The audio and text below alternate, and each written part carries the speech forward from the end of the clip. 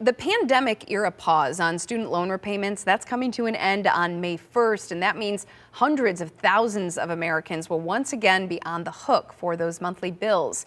So joining us live this morning with tips on ways you can prepare for this looming deadline is David Hall, President and CEO of Hall Financial. Good morning, David. Thanks for being with us. Good morning. Great to be here. So this May 1st deadline, it's going to affect a lot of people. There's anxiety about that May 1st date as it approaches. So what are some things that people can start doing now to get themselves on track to repay those loan payments once again? Yeah, there's a couple things. I think that the first thing is starting to plan and understanding that this is coming. I think that's really important. Anytime we get out of a habitual pattern of making certain payments, getting back into it can be difficult. So you really want to think that through. You know, there's nearly $2 trillion of student loan debt in America, and it's millions and millions of folks that, in fact, our last numbers are over 40 million have student loan debt. So, you know, I think it's a really important thing to plan. I think that the good news for a lot of folks, if they are homeowners, is that there's never been a better time with the rise in equity to potentially consolidate that if it makes sense. It doesn't make sense for everybody, but that's one way to look at it. But really getting ahead of it and starting to think this through, because there have been 5 extensions on this. And at this point, it looks like there's not going to be another extension. So it's going to be a very real thing.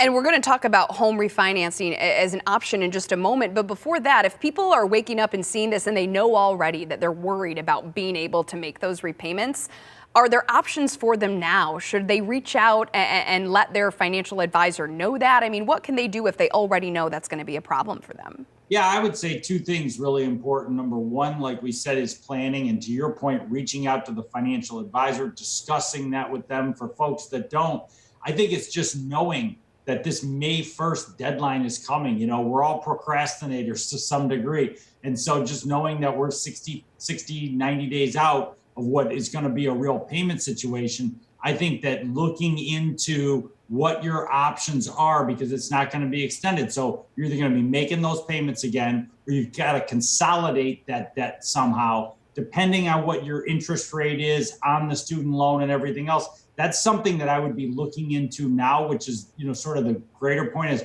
what are the terms of your student loan debt? Do they work for you? Are they favorable? And make sure that you're in a really good position with that. Low interest debt, obviously a lot better than high interest debt, and you've got to evaluate that. And you talked about home refinancing. So for folks who are homeowners, can that come into play here? And if so, how? Have they missed their chance to refinance?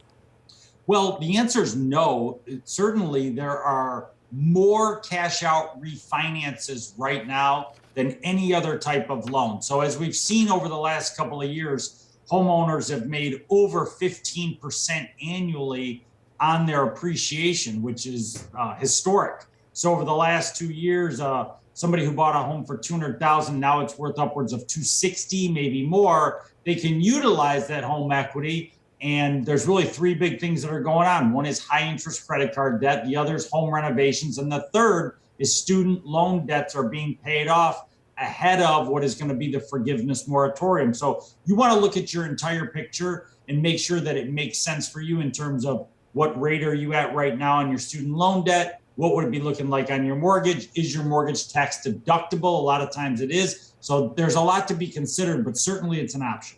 A lot of helpful advice as people navigate that May 1st deadline. David Hall, President and CEO of Hall Financial. Thanks as always for joining us this morning. Great to be with you. Happy Saturday. You as well.